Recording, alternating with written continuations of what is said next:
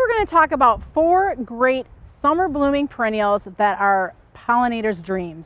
In addition, I've got a really cool grass I want to show you that will pair nicely with these plants.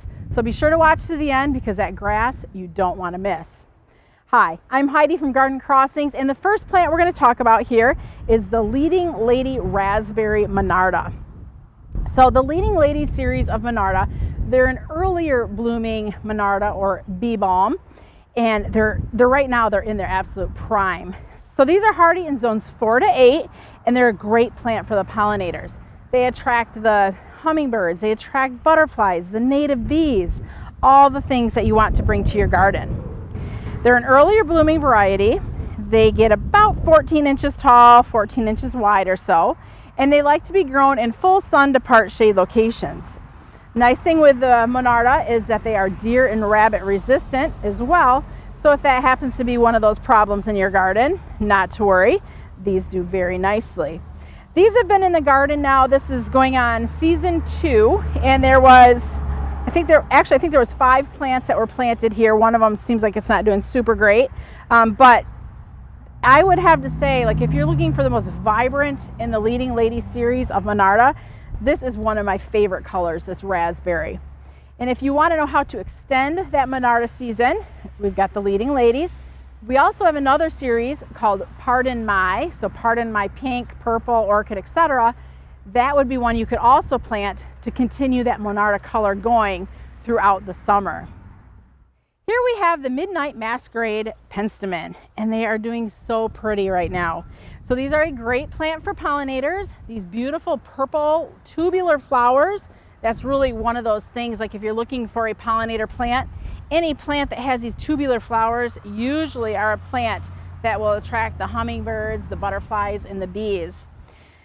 Midnight Masquerade has beautiful dark foliage. It's near black. I guess maybe I should call it burgundy because somebody might argue that it's not black, but it's got really deep dark foliage, which even when the plant's not flowering, gives this plant a lot of interest.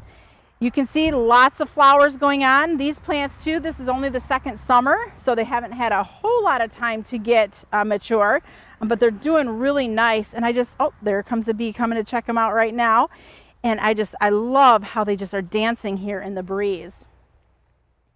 They like to be grown in full sun to part shade areas, and you can see they're doing really good out here in our full sun garden. And when I talked about that foliage, look in front of it here. The oregano drops to Jupiter with that beautiful chartreuse. Look how that chartreuse and black just really plays off of each other and looks stunning in this garden. Here we have the beautiful leucanthemum or Shasta daisy called Daisy May. Daisy May is a great plant for adding just that traditional look to the garden.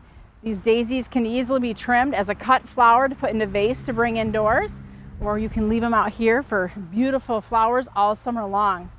Daisy May gets about 24 inches tall by 24 inches wide.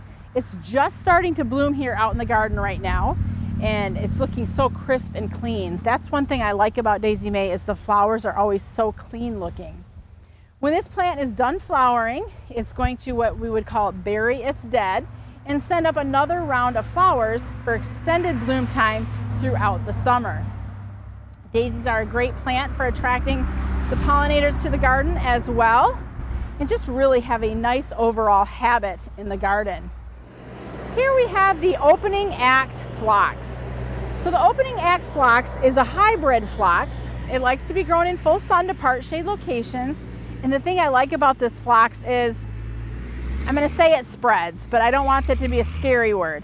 But this was 5 plants when we planted it, 5 individual clumps, and you can see how they've kind of all morphed into one giant, beautiful plant that just gives us a huge, huge splash of color.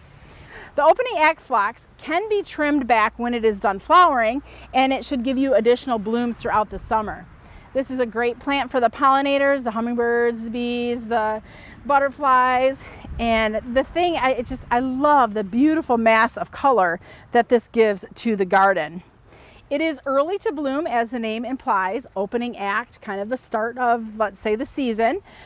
So if you're looking to really extend that flax season, start with the opening act varieties and then go in and plant some of your tall flax to continue that beautiful flax color throughout the season. These also make a great cut flower, nice long stems. It comes in several different colors at this point. I think there's about 5 or 6 different variation of color in the opening act family. So plant one, plant many, and just have a beautiful array of June blooming here in Michigan, our zone 5B 6A garden, massive color.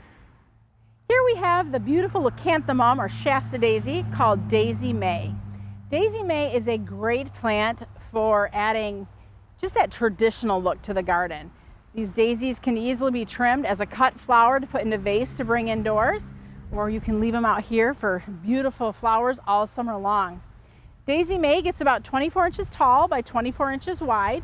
It's just starting to bloom here out in the garden right now, and it's looking so crisp and clean. That's one thing I like about Daisy May is the flowers are always so clean looking. When this plant is done flowering, it's going to what we would call bury its dead and send up another round of flowers for extended bloom time throughout the summer. Daisies are a great plant for attracting the pollinators to the garden as well, and just really have a nice overall habit in the garden. So here is the bonus plant that I wanted to show you all. This is a beautiful Nacella grass, formerly known as Stipa, also known as Mexican feathergrass. This plant is hardy in zones 6B. This is actually the 3rd year that this has come back in our garden. And this was kind of a surprise element. We planted it as an annual, had no intention or thought that it would even come back. And now here, look, we are in year 3, and it is just a gorgeous addition to this garden. What is it that I like about this plant? It's so dreamy. It's so airy. The kind of that creamy seed pod there at the top, which really isn't even a seed pod, really. It's just kind of a beautiful, wispy, airy feel to this plant. And I love how it dances in the breeze, and there's just this nice glossy shimmer to the plant. So could you imagine just planting 5, 6, 7 of these throughout your garden, just to have those spots that just kind of wisp and blow and just add that little sprinkle of sparkle out in the garden. If you enjoyed this garden tour featuring some of my favorite pollinator plants that are blooming here in Michigan in the end of June, and this grass, I hope this is just something that maybe wasn't even on your radar and something for you to consider now. If you have any questions or comments, please feel free to leave them below. If you're new to our station, please subscribe. And if there's anything we talked about today that was of interest, you can head to our website, gardencrossings.com, and we can ship any of these plants directly to your door. Or if you're local here in Zeeland, Michigan, stop on into our garden center. I'd love to meet you. I'm Heidi from Garden Crossings.